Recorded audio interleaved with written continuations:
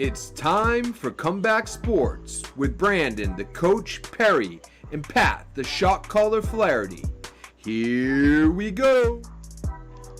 Hey, what's happening, everybody? Welcome to another edition of Comeback Sports, a weekly sports talk show. We bring you 10 topics of sports going around across the country, across the globe. As always, my name is Pat, the shot caller Flaherty, and as always, I am joined by my co-host Brandon, the coach Perry. Brandon, how you doing this week, my friend? Doing great. Happy to be here with the shot caller as always. Wild, wacky week in sports, but a lot of topics for us to cover, and maybe even more next week. So I'm really excited for tonight's show.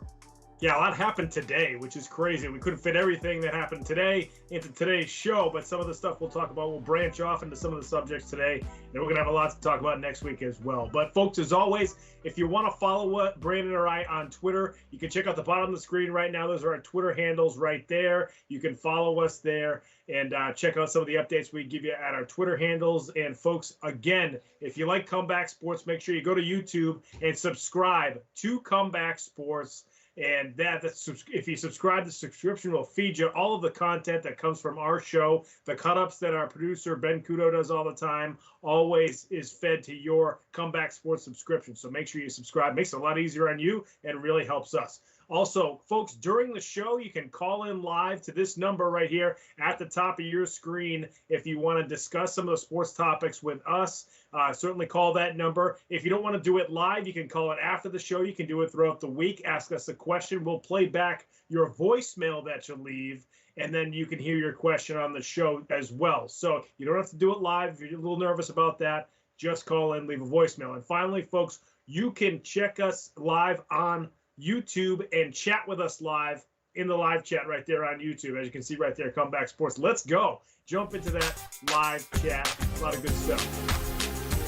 Folks, we're going to kick things off here on our show this week with topic number one. It's the improbable Atlanta Braves. The Braves defeat the Houston Astros 7-0 in Game 6 of the World Series. They take home the 2021 World Series. And Brandon, this Atlanta Braves team, very improbable win for them. They had the least amount of wins of any playoff team here in 2021 and sort of just had a late surge and were able to kind of go on a run at the end of the season, Brandon. This was amazing for Atlanta to win the World Series here in 2021. Yeah, I mean, just quickly before I jump on the Braves and, for all of our Atlanta fans, I want to, ride what you were just saying about a subscription. Definitely give us a subscribe here. Give us a like. But producer Ben does a great job of doing all these cut-ups, and he's got a playlist of all the cut-ups. So if you even have just one specific thing that you're here for, whether it be F1 or basketball or football, you can go right to that playlist and watch all the clips that we cover on that topic. So I really think that's an amazing job right there by producer Ben. Point. So I love that part. But yeah, let's get back to Atlanta. Atlanta, man, I mean, I seen a great meme today that was saying Atlanta fans deserve it after all the championships that they've lost over these few years recently, right? I mean, especially people wanting to bring up the Patriots comeback a lot, which I loved seeing that, obviously. But I get it. These Atlanta fans have gone through a lot with all their sports. So it's good to see one of their professional teams actually deliver a title back to the city for them. And this is the first time the Atlanta Braves have won since 1995. So that's going back a long way that this team has got to celebrate, and this organization in particular has got to celebrate. So I think this is great news for obviously the city of Atlanta, great for the Braves organization, who I've always been a fan of, obviously going back to the days, like we said, of Chipper Jones and those great squads that they had back in the early 90s and early 2000s. But I'll tell you what, obviously, I think this is an organization that's taken some heat for their name, and most recently for their chant and the tomahawk chop. But I'm also a Florida State fan, and they do that at Florida State as well too. So I think there's one way where you can do it in good taste, and I honestly think that the Braves and the Seminoles do it in good taste. So I'm not really against that. But I do think this is great for this organization, great for the city, great for the fans. I think, some of these fans, especially if you're young, this is probably the first title that you've seen your Braves team win. So some of us that are older, obviously, it's not. So I remember that team in '95. It was great to watch there. I was in 5th grade. But it was definitely an amazing night for the Atlanta Braves. Definitely, yeah. The Braves have always kind of been that kind of traditional team, I feel like, because we were born in the 80s, kind of grew up in the 90s, and the Braves were always good in the 90s. They won just that one World Series, and I remember like David Justice and Ron Gant and Fred McGriff, and Kenny Lofton was on the Braves at one point. I can't remember if he was on the World Series team, but they had an awesome team back then in the mid 90s, and obviously Maddox and Tom Glavine and John Smoltz, who was actually oddly enough announcing the game last night. But this was just crazy because that Atlanta Braves team was one of the best in Major League Baseball. They had all-stars. They had an unbelievable rotation. I just mentioned the 3 Hall of Famers that are in that rotation, or that were in that rotation. This team a little different, like I mentioned, they had 88 wins on the season going into the postseason. So they had the lowest amount of wins. They won the division. It was the NL East was they all kind of beat each other up throughout the year.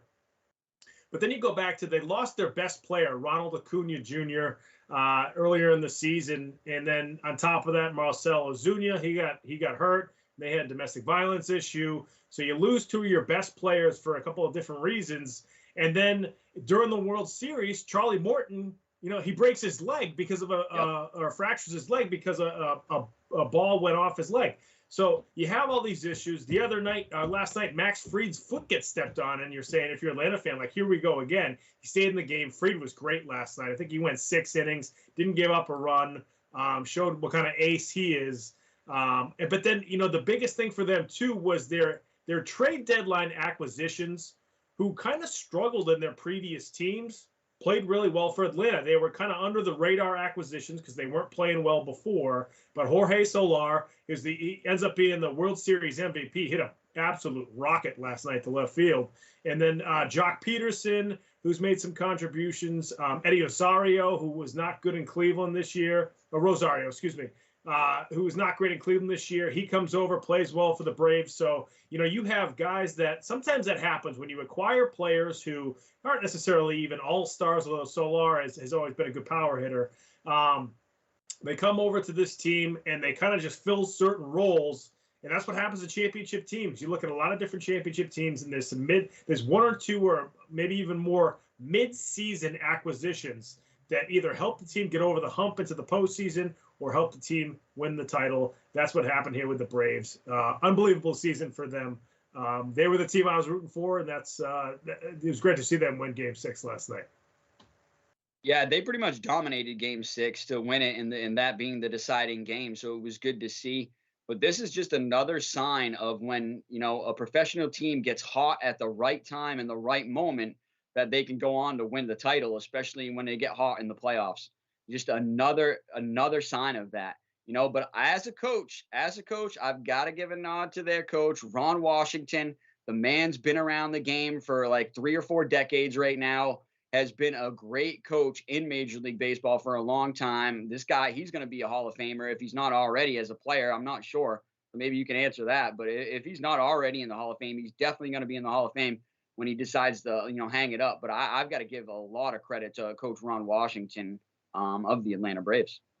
But hey, moving on to topic number 2 tonight. Season-ending sorrows, man. And just talking about some of these injuries is just going to make my body hurt, even thinking about some of these injuries that these guys have taken. But we've got a lot of superstars that have just recently, over these last few weeks, been either knocked out for several weeks out of the NFL season or knocked out completely for the rest of the season.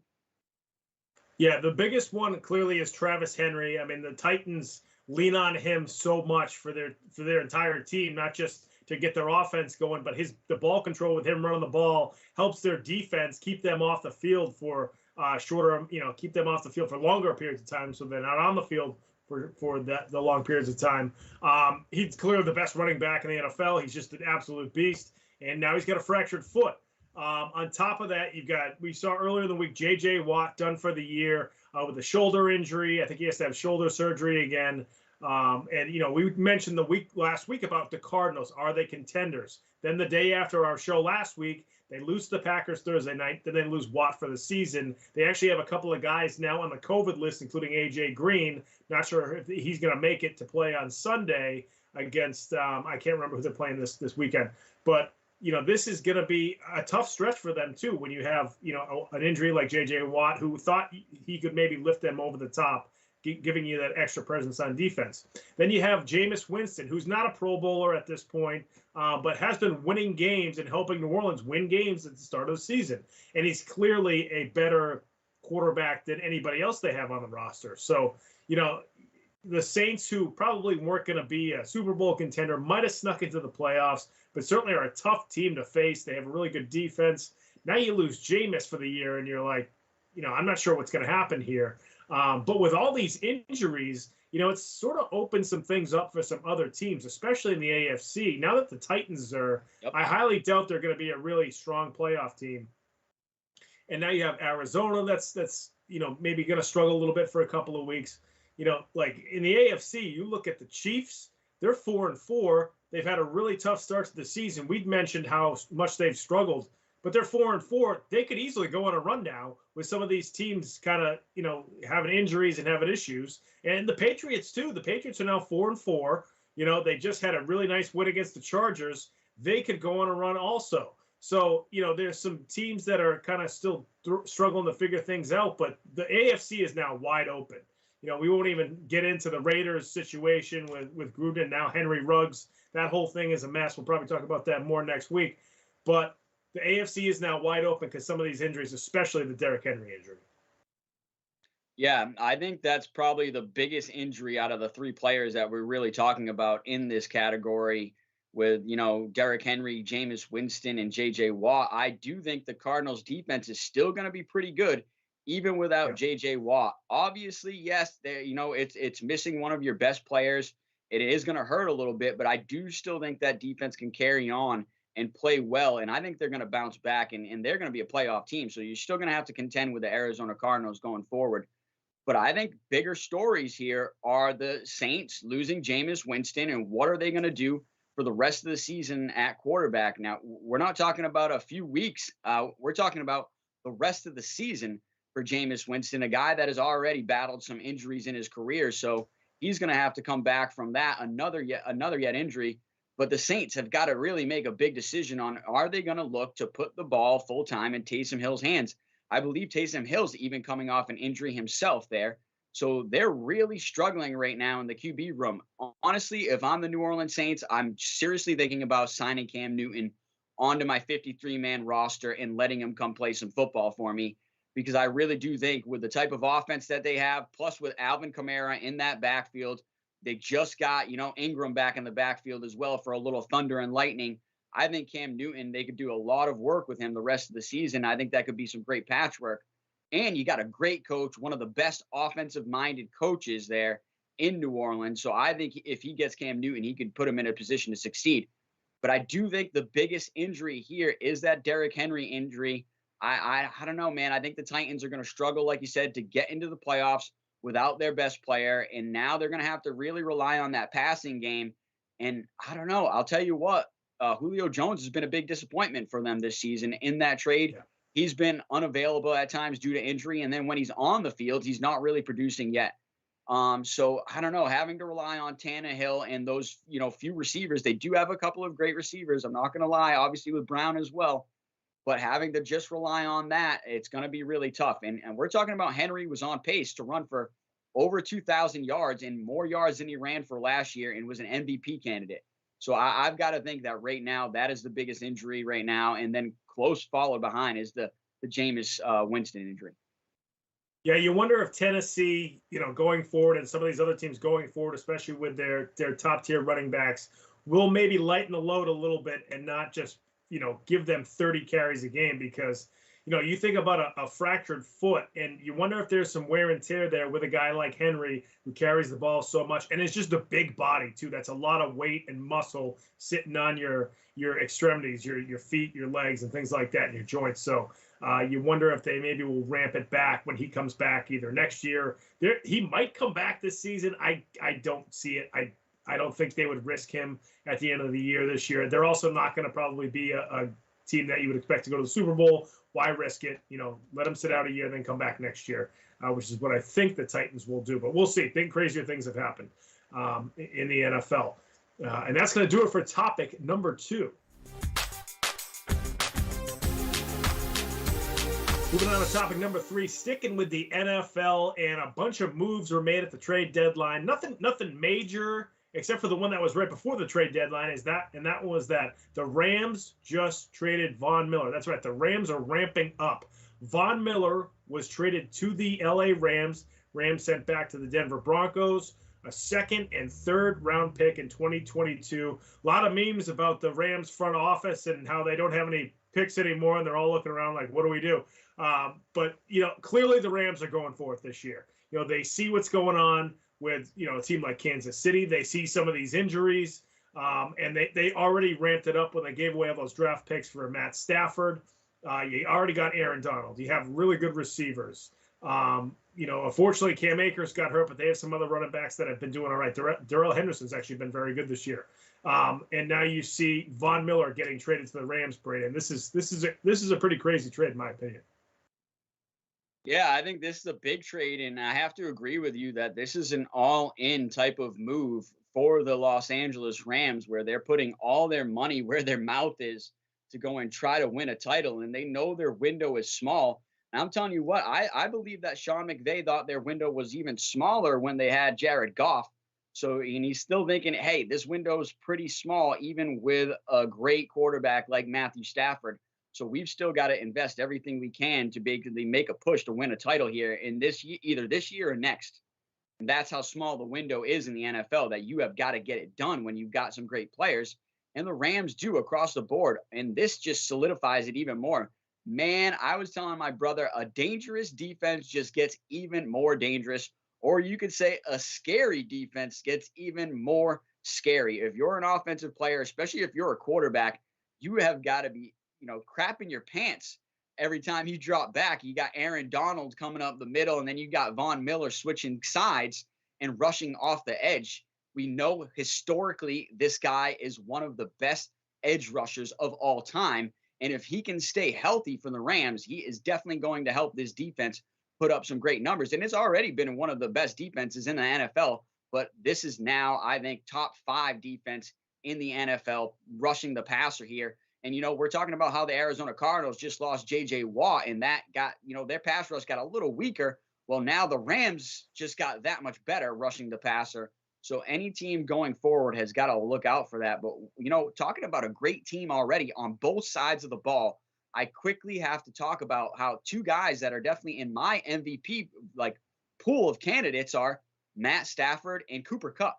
They have absolutely been tearing it up this year, especially together. A great combination of players that I've really been enjoying watching. And so now with a great defense, adding Von Miller, make it even better, and then a great offense that you've got going right now, this team is definitely first-class ticket to the playoffs, minimum, but they are looking to get themselves to the big game and see if they can win it. And I don't know. They're real dangerous. And just like we were just talking about how the last team, the Atlanta Braves, got hot at the right time, if this Los Angeles Rams team gets hot at the right time, I could easily see themselves getting to the title game. Yeah, I think I even would have picked the Rams even before this move to be the contenders to win the Super Bowl just because of their talent. I don't even think they've fully, maximized that talent on that team either. They look good, but then there's spurts where they struggle. But this passing game, like you mentioned, Cooper Kupp's been unreal. Then you got Robert Woods, who kind of runs the intermediate routes and is really good. They put him on end arounds. Tyler Higbee's a solid tight end. They haven't had to throw to him that much, which hurts my fantasy team. But, Darrell Henderson's been really good. Sony Michel hasn't really carried the ball that much. They haven't really needed him to. And then defensively, you already had Donald. You already had Floyd. And then you already have Jalen Ramsey on the outside. Now you add Von Miller to that. That's just unreal. So this defense is going to be fast. It's also got some size. They can kind of play some different ways with this defense now with Von Miller. And, you're not going to be – you're going to have a tough time throwing against this team when you have Von Miller and Aaron Donald and Floyd coming at you, and then Jalen Ramsey on the outside locking down your number 1 receiver. So, I think this team is built to probably play with Tampa Bay and try to compete against Tampa Bay and then maybe even Arizona, like you mentioned. So it's going to be very interesting. This team is loaded, and you've got a great offensive mind in Sean McVay. But this Rams team, we haven't even seen their max potential yet, and I think we might see that over the next few weeks. now that they have like basically an all-star team right now in LA. Yeah, and I mean, you called it. This is a team that is loading up to not only get themselves to the title game, but to face the Tampa Bay Buccaneers. And they know that one of the only ways to beat Tom Brady is getting him off the point and getting him out of the pocket and putting pressure on him. Now, like you said, between Donald, Floyd, and then you got one of the best edge rushers all time now with Von Miller, they are definitely going to be looking to pressure the quarterback and get Tom Brady off his spot. But I'll tell you what, they still need to prepare a little bit better their secondary because, like you said, Jalen Ramsey can only lock down one player. Well, guess what? The Tampa Bay Bucs have not only one great receiver, not only three great receivers, but I'd arguably say five great receivers, including the two great tight ends. And you could even say maybe six if you put O.J. Howard in there. I think O.J. Howard, when he's healthy, is a great player. So Yes. Tampa Bay Bucs have a lot of weapons. So, their one hope is that they are going to get to Tom Brady before he delivers to any of those weapons. But hey, let's move on to some more football tonight. Absolutely loving it. Topic number 4. Hey, if you're a football fan here, this is the show to watch. We are rocking out with football tonight. So hey, give us a subscribe and give us a like and make sure you're coming back every Wednesday for Comeback Sports. But let's move on to some more NFL with the Bengals blowing it against arguably one of the worst teams in the NFL, the New York Jets. And this is a moment where I do think the Jets got hot at the right time. But man, yeah, the Bengals looked really bad in that game after looking really good the week before. No, this is a prime example of a team that's sort of on the rise. They have a huge win and then just a big letdown the following week. And because they're sort of young, because they haven't been in this spot, before, they're just not used to being a winning football team. I remember seeing, the Patriots with Tom Brady in years past where they would have a great win either on the road or maybe at home against one of the top teams in the AFC. And then the next week they'll play a Jets or they'll play, a team that's really struggling or a Jacksonville or somebody like that. And they won't play their best game, but they'll still win by, 13, 19. They'll win kind of ugly, but they'll get it done. And then they move on to the next week. That's what championship/winning football teams do. You don't always have your A game. The week before you're all juiced up because, the Pats would play the Steelers or the Colts or somebody like that, the Ravens. And then they would play, like I said, the Jets, the Jaguars, a team that was struggling, the Texans when they were struggling, and now they're struggling too. Those are the types of games that you still got to win. You got to find a way to win.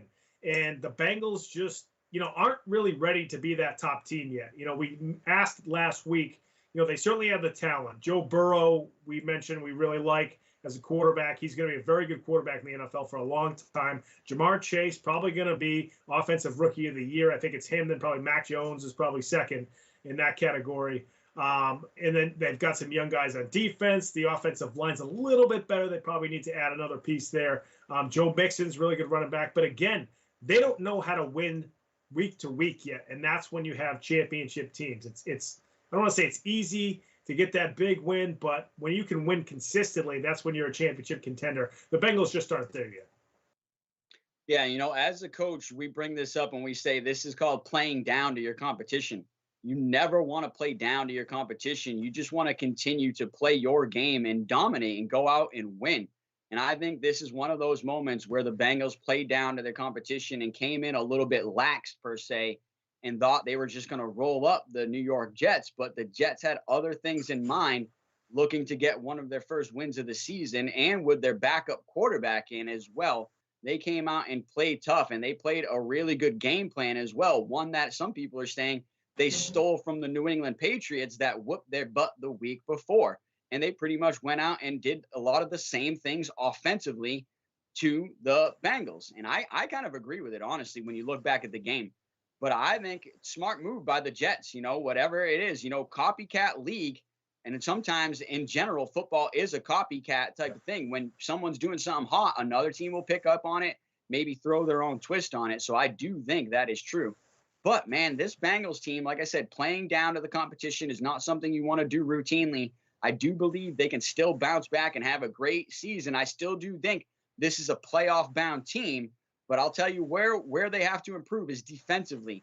to give up 34 points to the New York Jets is just absolutely lowly when you're considering yourself one of the best teams, especially in the AFC, and you're looking to go to the playoffs. You have got to beat the teams you're supposed to beat. That's another thing we say when we're coaching too. You got to beat the teams you're supposed to beat, and you kind of said that too. When you're playing a lowly team, and you might have a battle, it might be back and forth, but the good teams always find a way to win. And so I do think, like you said, this Bengals team is young. They're going to have to develop that mentality. But guess what? Lessons learned really pay off later in life. And I do think this is a lesson that they just learned from the New York Jets. Yeah, it's sort of growing pains for the Bengals. Last year with a brand new quarterback, nobody expected them to win anything. Then Burrow gets hurt. This year, there's after their big win, now people are fans and media and everybody expected them to beat the Jets here this year. And when you have those higher expectations, then sometimes they're not met. And now how do you deal with that? So I think that's something that the Bengals are going to have to really tinker with and figure out as the season moves along if they want to be a playoff contender and even further here in 2021. And that is going to do it for topic number 4. We move on to topic number 5 now, sticking with the NFL, RODGERS rate. Now, this topic changed a lot over the last few hours, Brandon, but, we're going to start with what we thought we were going to talk about tonight, and that's Aaron Rodgers defeated the Arizona Cardinals on Thursday night with a couple of backup wide receivers, and was still able to get it done, had a big win against one of the top teams, the only undefeated team left in the NFL.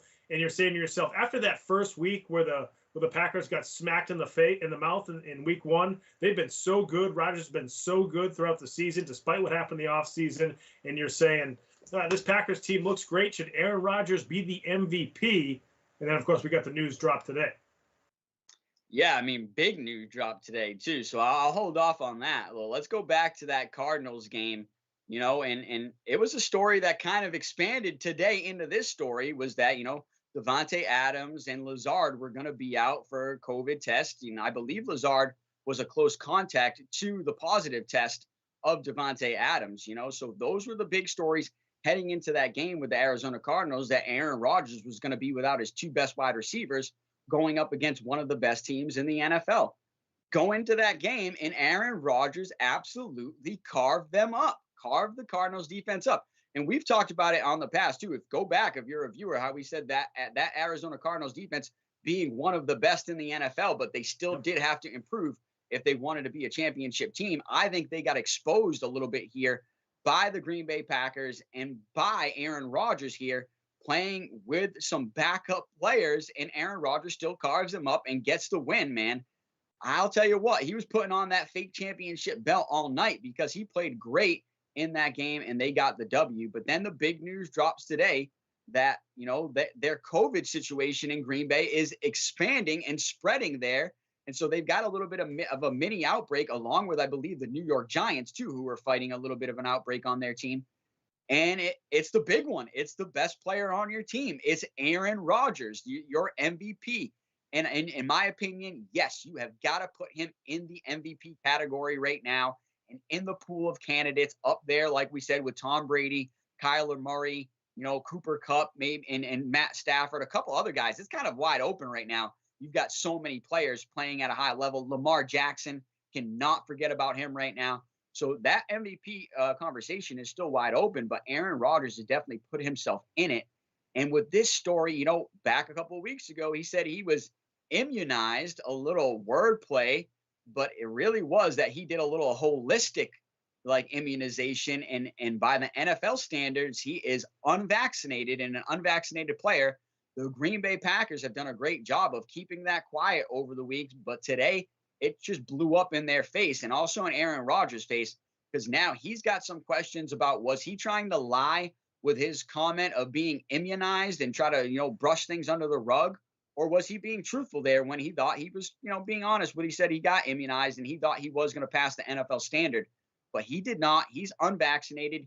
He's now tested positive for COVID, and their quarterback room is looking pretty small now going into Sunday. So this is another team that's going to look to have to sign another player. Rumor has is that they're going to bring Blake Bortles back a guy that they had on their team in the summer when Rodgers was taking his little mini vacation.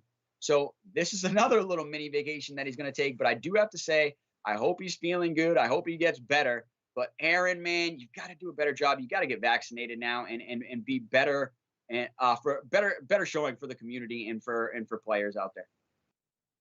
Yeah, and I'm taking him out of the MVP contendership just for this reason, because just admit that you don't want to get vaccinated. I know you get a big PR hit. People call you names on Twitter for a few days, and then we've gotten over it. At least I mean, I don't think Carson Wentz is. I don't think Lamar Jackson is. I think there's a few, Jameis Winston isn't. But at least they owned it. At least they said, we don't want to do this.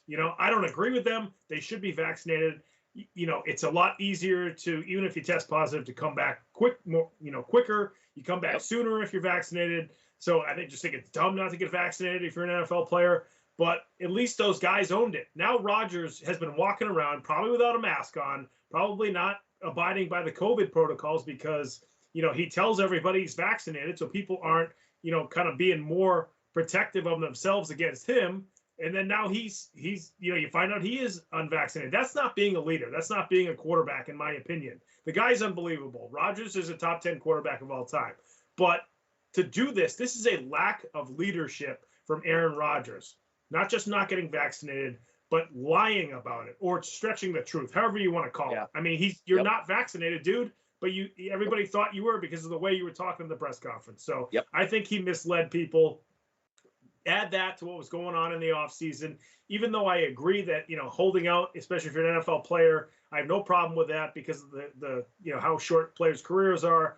But you do all that. They try to wade through all that BS during the offseason, and then he says he's vaccinated and he's not. If I'm the Packers, I'm like, we kind of bent over backwards for you this year to try to get this done, and then you lie about being vaccinated. What is going on here? Like you mentioned, they probably already knew that he wasn't vaccinated, but kept it under wraps. But so maybe his teammates did know, but still, to me, that's not being a leader. That's not being a quarterback, and that's why I would probably take him out of the MVP race at this moment. I do have to agree with your comment there of that's not showing leadership at all, because now look, you're not available at all to basically even lead your team or play on Sunday. And he's got to be out to at least November 13th and provide some negative tests before he's going to be allowed to come back. So he's definitely missing the game this Sunday. He might even be at jeopardy to miss the game next Sunday against the Seattle Supersonics, I was going to say. Against the Seattle Seahawks. I wish that Supersonics would come back, man. Same here. New topic for another show. Yeah, exactly. But he might end up missing 2 games. So I do have to agree with your call on his leadership here. And I will say this, though, that all the reports are coming out that the team knew this and that they've been keeping it under wraps and keeping it quiet. And they were treating him as an unvaccinated player. So in the buildings and when he was inside, he had to wear a mask around everybody. But as you see, when he's on the sideline and was outside, he was not wearing a mask. He's still in that huddle near everybody. It's really hard to say, he's the quarterback. He's near everybody. How are there not any more close contact tests coming out right now? Because he was been so close to everybody right now. So definitely got to question that. Got to question his leadership. But I will say this is a guy that could be a free agent, right? And is supposed to be at the end of the season. I would still love him to see him come play for the New England Patriots. And I'm sure there's a lot of fans out there that want him to come play for their team next year, because I still think he's got a lot left in the tank. But I do got to say, man, I want to see you get vaccinated, Aaron Rodgers. So I hope you step up and get it done. But I hope you feel better and get back on the field soon. Let's move on to topic number 6 tonight. This is a great topic, one that we could have covered last week, but it just keeps developing and building up. And so we covered it this week. And that's the Brady ball trick. And that's Brady basically bamboozling a fan out of his 600th touchdown ball. And maybe you can say Tom did it, but let's just say the Tampa Bay Buccaneers mainly bamboozled this fan out of the right value to this football. Yeah, I think it was the Bucs, and I don't know if it was malicious. I just think, when you're at a game and clearly, Mike Evans kind of messed up and just gave the ball away. he probably forgot that it was a 600 touchdown. I don't even know, like, who knows when that's the record. I mean, sometimes the football records are different than baseball's because I think people don't actually know the different numbers. Now there's 17 games, so it's going to be a lot different, down the road. But clearly Brady wanted the 600th ball. The Bucs at the time kind of negotiated a couple of small things, and the fan just kind of did it right away because he probably just wanted to get the ball back to Brady. But I'm sure once he left the stadium, he was probably like, how much money did I just give away when I gave that ball back? So, the Bucs did do a couple of nice things for him. They gave him a bunch of signed Brady stuff, a bunch of signed Mike Evans stuff. They also gave him free season tickets for the rest of this season and all for next year. So that's a few $1,000s, if not $10,000 worth of stuff. Brady also gave him a Bitcoin that's worth, I think, over $60,000. So the guy is getting a decent, chunk of change here worth of stuff, for this whole thing. But, supposedly on the market, that ball could have been worth $500,000. I think that's right about where everybody is saying it could have been. It's $500,000, especially because right now, collectibles are huge now. I mean, anybody who's getting into baseball or basketball or football cards or hockey cards, cards are huge again. It's more with the newer guys, but trading cards are huge again in sports, and people are paying a lot of money for trading cards of superstars right now. So imagine a 600th, game used ball, 600th touchdown from Tom Brady. I don't even know if that guy, if he had waited till Brady got in the Hall of Fame, would it be even more? Or, who knows the way the market has been the last couple of years. But I just think when you're a fan, you're just not necessarily thinking about that when you get that ball, after the touchdown, especially because it was a couple of minutes after. It's not like it was, after the game. Hey, can you come up to the press box and we're going to talk to you about this? It was literally a couple of minutes after the touchdown. The ball boy went over to get it from him. So everybody's ragging on this fan, but I think that's just a tough spot for the fan right there. I just don't think you're thinking about the actual value of the football. I've got to say different, man. I've got to rag on this guy a little bit more, honestly, because I'm telling you what, I think he's a fair weather fan a little bit because did he not see all the years that Tom Brady played in New England, all the touchdowns that he threw? Does he not know who his quarterback currently is and where he lies on the list of quarterbacks all time? So I just think that's any fan that's a real fan that has covered this guy for a long time. You might not know that it's the 600 touchdown pass, but that's a valuable ball. It could have even been 599. That thing is still valuable because it's Tom Brady, one of the best quarterbacks of all time.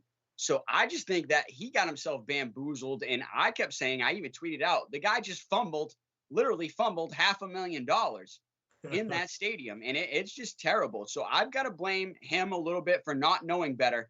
Because me personally, I would have known immediately, being like, you're not getting this ball back until we can really negotiate something of its true value. And guess what? Hey, you know what?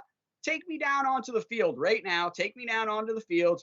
Take me back into the locker room and let's negotiate there. And I'm going to actually meet Tom Brady and hand him this ball myself and have a true negotiation.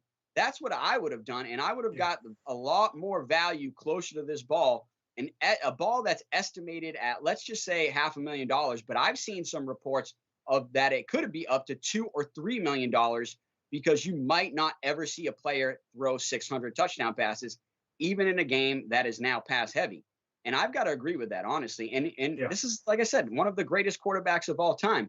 So you've got to get more of a closer value to this ball. And then I've got to blame the Tampa Bay Buccaneers. I mean, I'm pretty sure they kind of know at least more of a ball's eye figure of what's a closer value of what that's going to be. And so give this guy at least lifetime season tickets, man. Not just season tickets for 2 years. Give him lifetime season tickets. Really step up. Take care of your fan here. He gave that ball over in a matter of seconds. He didn't put up the fight that I would have put up, or that a lot of other fans would have put up. So at least we'll really reward the guy now. But I do got to say, once Tom Brady threw in that Bitcoin, that definitely obviously juiced the deal up to at least being like he's getting maybe 70,000 in value. So that's a lot better. If I'm him, though, here's the other thing that I do quickly.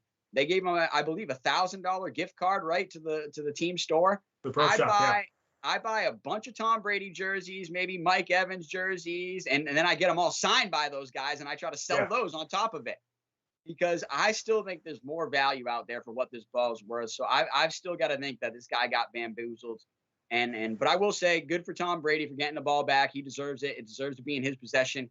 And I'm glad to see that he's going to keep it and it's not going to go to auction at all.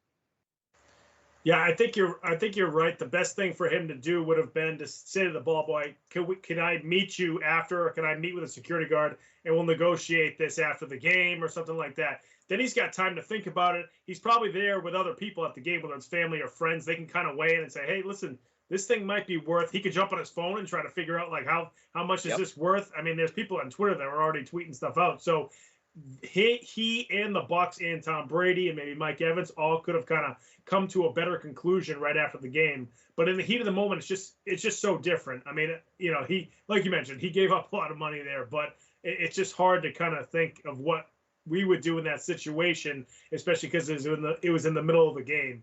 And who knows how much that thing is worth. The market will drive how much that ball would have been sold for. But like you mentioned, it's cool that it's not going to be be sold out for auction to sit on someone's shelf at home. It's going to be at Brady's shelf at home because he definitely wanted that thing. So the end result for NFL history, I think, is better than that guy selling it, on eBay or whatever. But that's going to do it for topic number 6. We're going to move on to topic number 7 now. Free OBJ. Over the week, Odell Beckham Jr.'s dad tweeted out some videos of Odell and how wide open he's been, for the Browns and how he's not getting the football. And then LeBron James came out and tweeted how wide open that OBJ has been throughout the season, that he's not getting the football. And he was saying that, Odell Beckham Jr. should get traded. That's an awesome cartoon. Should OBJ, first of all, get traded? Is he not being fed the football in Cleveland? Is it just a bad fit? Do they not know how to use him? What do you think, Brandon, about OBJ's situation in Cleveland? Well, hey, viewers, I totally get it. We understand that, the trade deadline has come and gone, but, that still opens up once the season ends. And people are still talking about, Deshaun Watson getting traded and a lot of other guys getting traded. So this is still a value of a topic here. And I've got to go with it. Yes, that I think it's time for the Cleveland Browns to trade Odell Beckham Jr. And I think more for Odell Beckham. 3rd and 5. Honestly. I just don't think it's worked out there. I think it was one of those that they tried to pair him up with one of his best friends, Jarvis Landry. They've been best friends for a long time. You thought that would keep him happy, but it didn't. It didn't really keep him happy, man. This guy's a superstar. He wants the ball. He wants to put up big numbers. We're talking about a guy that hasn't found the end zone in over a year, I believe, at this point, which is amazing to even think with all the talent that he's got. But just him and Baker Mayfield haven't been able to build that connection that they need to. You can obviously point to some of the injuries for both players where Baker's been off the field like he currently has been recently, or how Odell had obviously the big ACL injury and then a couple other injuries that hasn't put him full time. But currently right now, he's saying he is 100% healthy, ready to go. He said he's faster than he's ever been. So I've got to really believe him. I've got to think that this guy is a one-in-a-generation talent. He needs to go somewhere where he can be used, maybe a place like, I don't know, New England Patriots or something like that. Like I've been saying for a long time ago, I know we don't have as much trade bait as we used to, but I was saying that the Patriots should have traded Stephon Gilmore for Odell Beckham Jr. months ago. Go back and look at that on our show. Been saying that for a long time. Obviously, that trade's out the window now with Gilmore playing for the Carolina Panthers. But still, I still think in the offseason, this is the guy that I believe is going to get traded. Just even today, with the trade window closing and that being shut down, there's still reports coming out that now he's unhappy. He still doesn't want to be there. I believe he got dismissed from practice today, or was told he didn't even have to attend practice today. So it just tells you that this relationship is going to get worse before it gets better, per se. So I do think it's time for the Cleveland Browns to move on. You've got guys like LeBron James saying that, this is a one-in-a-generation talent getting wasted in Cleveland. But he loves Cleveland. He loves that team. So for one of their, biggest fans to say that they should trade one of their best players, I think it speaks more to how fans and people across the NFL are looking, being like, man, Odell Beckham is arguably one of the best receivers that we've seen over the last 5 years, maybe decade. with his talent, his hands, his speed, his route running. But we just haven't got to see it over these last few years because A, Cleveland's not putting him in a great position to succeed. And B, Baker Mayfield has just not worked out that connection with him. And I will have to defend Baker a little bit. You can't just, force the ball to somebody in the NFL. These defensive backs are going to be waiting on it. So if he's just staring down his receiver, obviously they're going to pick the ball. He's still got to go through his progressions. I just think that video that OBJ's dad showed was that he is open a couple of times, even when Baker goes through his progressions. So we've talked about this in the past. When you've got a great player like that, as a coach, you've got to develop many ways to get the ball in his hands, even if you've got to put him in the backfield. So I think Cleveland, if you want to keep him happy, you've got to figure out how to do that the rest of the year. But I still think this is a fractured relationship that I think the one way it's going to be solved is by being traded in the offseason. Yeah, I think the biggest thing that other teams have to weigh in on is that he makes $14 million a year. And he's got his contract extends to next year and the year after. He's a free agent in 2024. So that's the first thing. The second thing is, and I don't want to throw this all on Odell because he's been in some difficult situations too the past few years, and the guy's an unbelievable talent. But he was with the Giants. The Giants had some knucklehead coaches. They had some crazy things going on, across the board. But then he goes to Cleveland, and you've got, Baker Mayfield's probably not what everybody thought he was going to be after being selected first overall. But he's a consistent, kind of stable quarterback in Cleveland. You have good players around him with, like you mentioned, Jarvis Landry, a good running game with Chubb and Kareem Hunt, even though those guys are banged up right now. You have some very talented players in Cleveland. You have a pretty good offensive-minded coach. And now, again, Odell is unhappy. So at what point do you say, when is it Odell's problem? Supposedly it was the Giants' problem before. Now it's supposedly Cleveland. At what point is it him? At what point does he have to look in the mirror and say, this is me that has to change. Maybe I need to do something differently. Now, again, if there's video of him, wide open down the field, yeah, Baker Mayfield's got to hit him. If Baker Mayfield's in the game at that point, he's banged up too now. But if he's open, they should be trying to get him the ball. But again, like I said, he's got to take some personal accountability for himself a little bit here too. Now, I think sometimes with just the way that he is, sometimes he's just very intense and wants to win. I think we all know that Odell wants to win. He thinks the best way to win is to get him the ball because he's that talented. I don't think he's doing it. He's locked into a contract. He's not doing it for money. He wants to win. He wants to get the football and make plays. He wants to be a winning football player. So that's first and foremost. That's a great thing. But, it just kind of seems like everywhere he goes at some point, then there's sort of like him complaining again. He's not getting the football. We saw this a little bit with Randy Moss. And Randy Moss is a Hall of Famer. And everybody loves Randy Moss.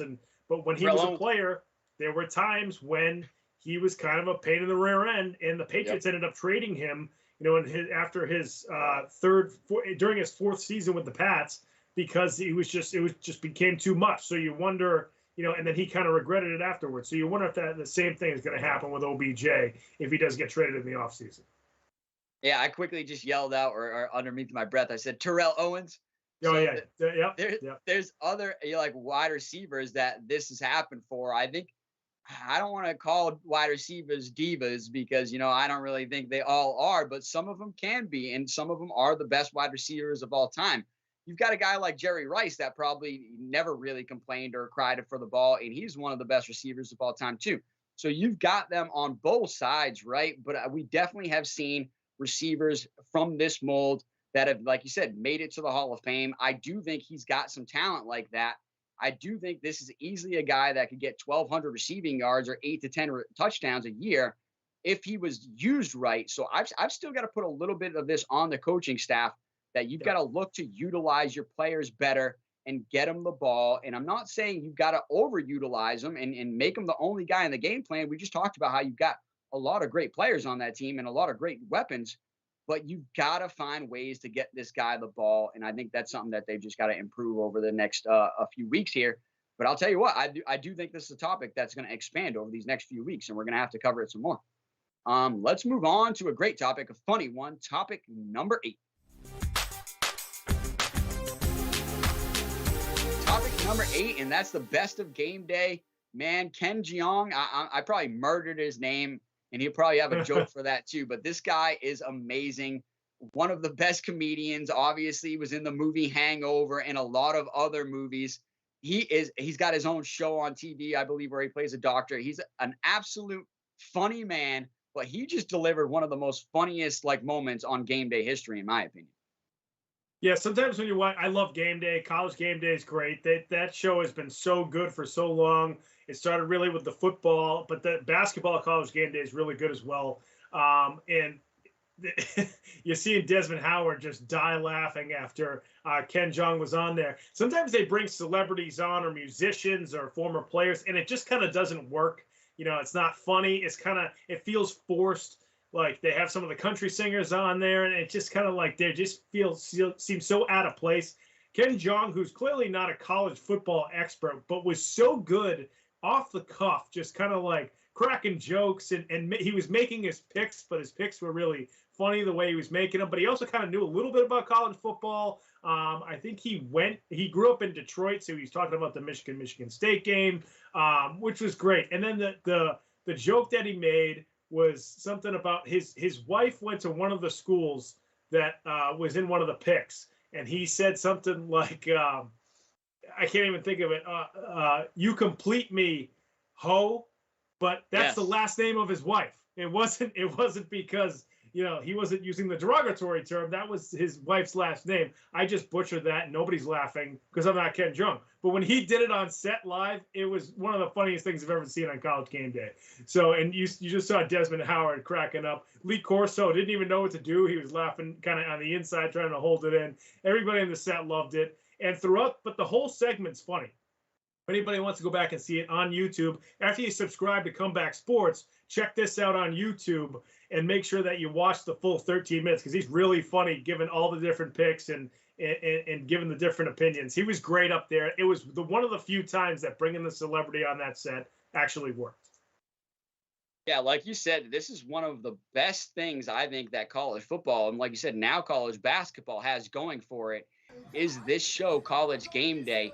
And, before even this funny moment, Lee Corso delivers funny moment after funny moment on that show when he's making his picks at the end of the show, whether he puts on a mascot helmet or has a mascot there that he's playing with. So he's already a fun man to watch, and Kirk Herbstreit does a great job with his analyst work on that show. So you've already got one of the best shows, honestly, in sports, in my opinion.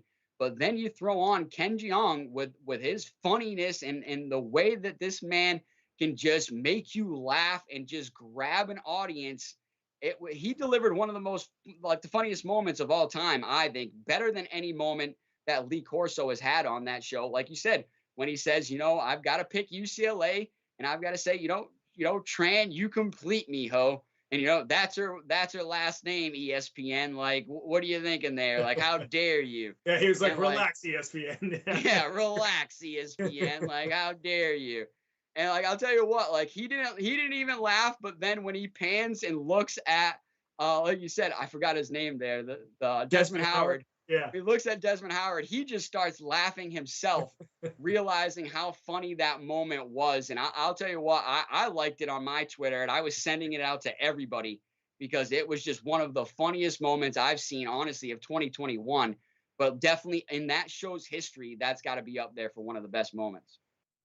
After he says it too, I think it's Kirk Herbstreit. A couple seconds later, it says, "Did he say what I just think he said?" or something like that. Yeah. They all start to crack up. It was great. That show is awesome, and I hope they I don't know what the screening process is for the celebrities that go on there, but Ken Jeong was great, and I hope that they kind of do a better job of finding folks that fit into that show a little bit better. But we're gonna move on, folks, to topic number 9. Moving on to topic number 9, and we're down to the NASCAR top 4 here at the end of the season. You got Chase Elliott, Denny Hamlin, Kyle Larson, and of course, Carson Truex Jr. as the top 4 NASCAR drivers here heading to the championship Sunday. Brandon, who you got for NASCAR championship over the weekend? Martin Truex Jr., Martin Truex Jr. But then you also got Kyle Larson, Denny Hamlin, and then Chase Elliott. I'll tell you what, you've got some great experience out of these top four, and they've earned their way into the final round of four to earn their way to have a championship fight here at Phoenix Raceway. And I'll tell you what, we don't talk about much NASCAR on this show. We have in the past, but this is a great topic here when you're talking about the final four fighting over the championship. And we're talking about one race, one night, like basically, 500 miles of who's going to be the champion and the big dog in the end. And like I said, you've got some great experience here with Denny Hamlin, a guy that's been around NASCAR Cup for a long time. I believe he's got 38 career wins, somewhere in that range. One of the best drivers, I think, currently still on the grid. One of the oldest guys, so still proving that he can get it done. Then you got Martin Truex Jr., the 2017 Cup champion, looking to get another championship in his belt. You got Kyle Larson, who has arguably been the hottest driver of the year, getting 9 wins so far this year. He's been on absolute fire in that Hendricks Motorsports car. But then you got the fan favorite, Chase Elliott, the defending champion, looking to, go back to back and win another championship. I've got to say, that's my pick for the win, man. I love me some Chase Elliott. That's the guy I'm picking first. In my order, I'm going for Chase Elliott. I'm voting for Denny Hamlin second. And then it's a toss-up between Kyle Larson and Martin Truex for third, because I like Truex with all that experience, but Kyle Larson has been on fire this year. I will say that. But, man, I'm going to root for that number 9 car and Chase Elliott. I think he's got a great chance of going back-to-back and winning another NASCAR Cup championship on Sunday at Phoenix, a great racetrack that, is going to provide some great scenery too.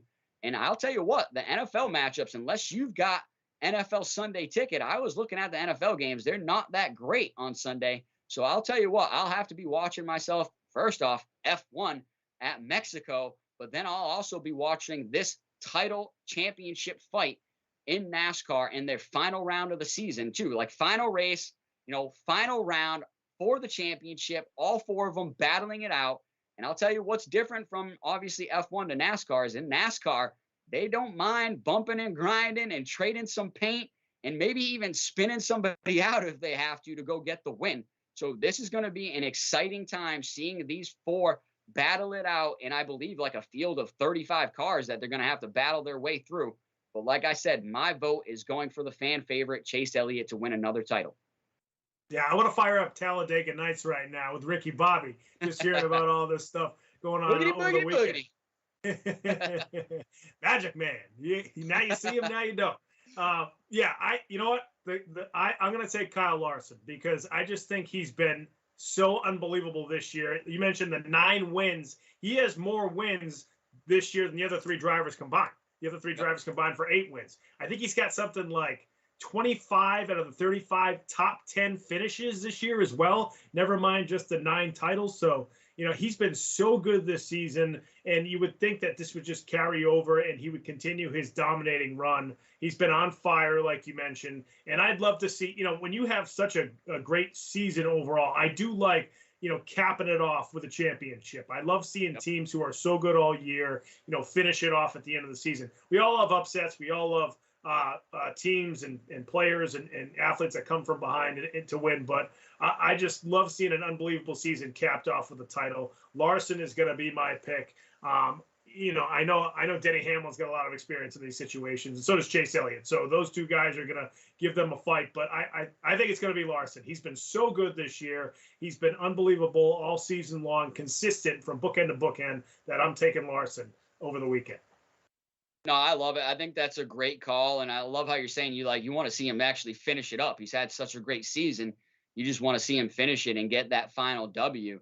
But I've got to tell you, I think the bigger, better story is Chase Elliott coming out of nowhere and getting his 2nd title back to back and saying, guess what? The big dog is still here. The number 9 car is the defending champion. And guess what? You're going to have to beat the defending champion to actually, take it yourself. We've always said that, right? In the title fights, you've got to beat the champion to actually call yourself the champion. And I get it. He's beat him a lot this year, but now it's for all of it. It's for the big one. It's for the title. So if Kyle Larson can pull it off, then he will rightfully have earned it. but I've still got to be rooting for that number 9 car and that souped up Chevy and Chase Elliott.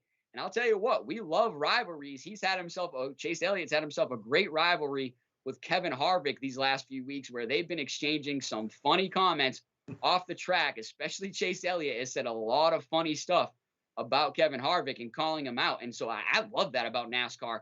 Not only, like I said, the trading paints, they're not afraid to spin somebody out if you piss them off.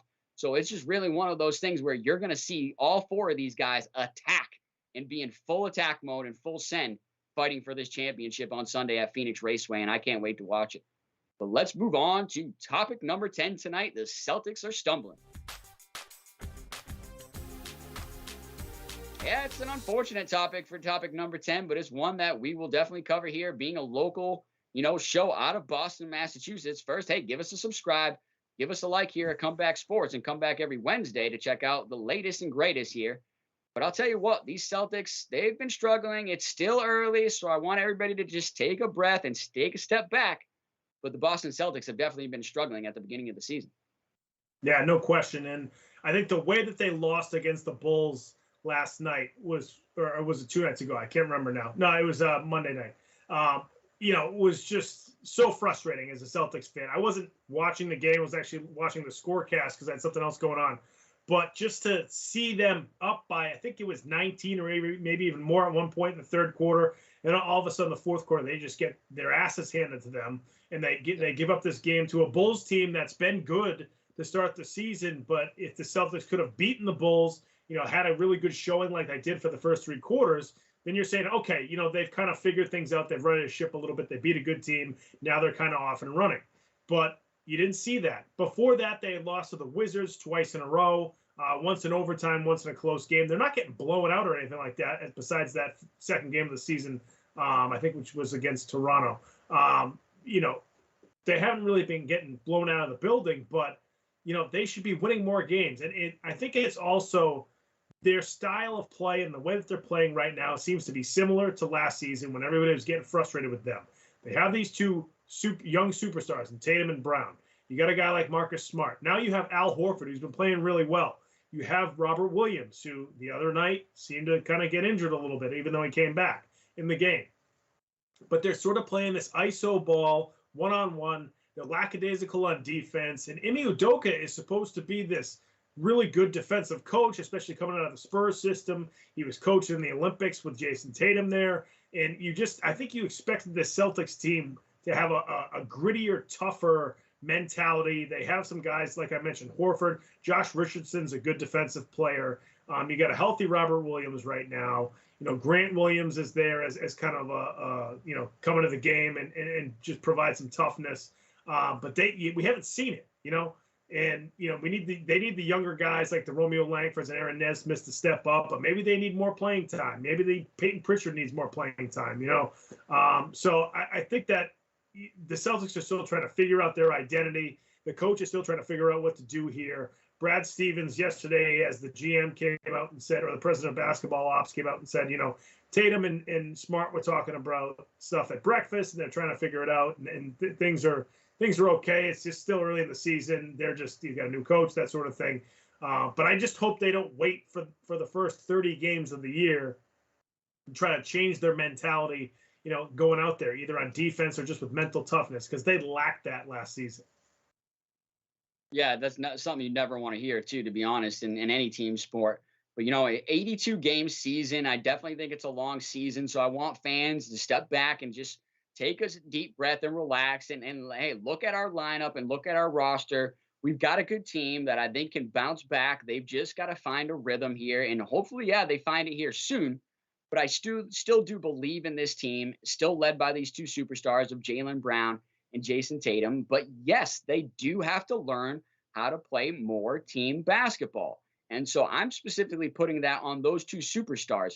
Kind of like when we talked about in an NFL team, and NFL, the good teams find a way to win. They just find a way to grind it out, and your superstars find a way to carry you. It's the same thing in the NBA. The good teams have to find a way to win, and the superstars have to find a way to figure it out. If you're not hitting shots, you have to find another way to impact the game, whether it's distributing the ball, rebounding, or playing defense. So I do think there's more that Jaylen Brown and Jason Tatum can do. like I said, I still believe in this team. I think we've got a great roster. I think we do have a great coach. I think we have the right coach for the players and for the system. I think he's a smart coach. I think he's going to get them in a position to be successful. So I think we've just got to wait here a couple more weeks. Obviously, if it continues, there'll be more questions, but I do think this team's going to bounce back. I think this is that, smell of the coffee like moment where you're going to be like, we can't continue on like this or it's going to go downhill. So I appreciate Marcus Smart. That's leadership. When you step up, you hold your other players accountable and you say, we've got to change. I'm just looking to win. He's not looking to be selfish. He was calling them out so the team can get better and they can get on the right track and head into the playoffs together. I know that's a long way down the line, but that's what you have in mind when you play for the Boston Celtics, is getting this team to the playoffs and having a chance to win another title. I still do think they have a chance. Obviously, there's much better teams in the NBA than this team, but I still do think it's a playoff caliber like team. The one question I have and the one move I guess I can question is the Peyton Pritchard. I'd like to see Peyton Pritchard on the court more. This is the guy that played really well in his rookie year, was developing. I'd still like to see his development improve more by getting more minutes this year. So I do think Coach Udoka's got to find a way of putting him in the lineup a little bit more. But definitely a team that's got to play better team basketball. And I will say, just lastly, Coach Udoka did say that this is another way that these young superstars have to mature and develop, is by learning to, play better team basketball and get their teammates involved. I will say one knock that you never take away from, a Kobe Bryant, a LeBron James, or a Michael Jordan is you could say that they made their teammates better. So I definitely think that's something these young superstars have to figure out a way to do. Definitely. I think the one thing was Smart that a lot of people commented on after his comments was that, hey, you mentioned that these guys aren't passing the ball enough and that sort of thing, but Smart the other night didn't have any assists, and supposedly he's supposed to be the Celtics point guard. Now, I think he's at a position as a point guard. I always have thought that Marcus Smart should be the sixth man. I know he gets paid a decent amount of money. I know he probably wants to play as many minutes as possible. I think he should be the first player off the bench. When he comes in, he's kind of a bull in a china closet in a good way. He wreaks havoc. He changes. He brings up the energy level for everybody. So I don't think he should be the starter. It's either should be Pritchard or Schroeder. You could even start both and go small with Brown at the 3, Tatum 4, Horford 5 or Williams 5. You have this team's very versatile. They can kind of switch up combinations, which is why I think that they're going to be fine here, because they have options this instead of last year where they just kind of had to play one specific way.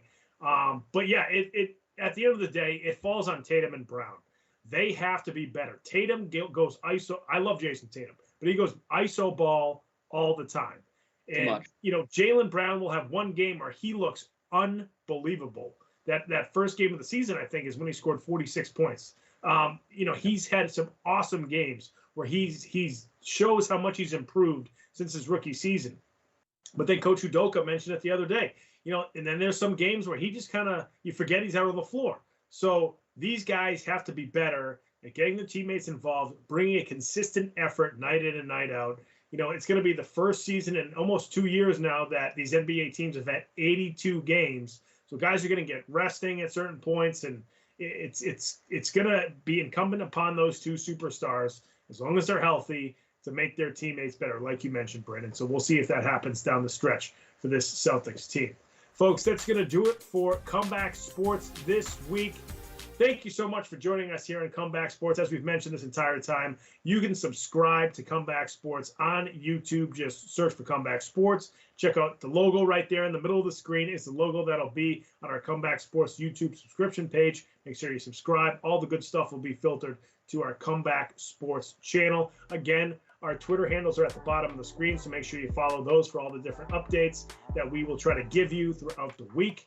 You can also, as always, call in to our show. You can leave a voicemail. You don't have to call in live, especially because our show is ending right now. Make sure you call in, leave a voicemail, ask us a question, and also you can dip into the live chat on YouTube and chat with us while the show's going on as well.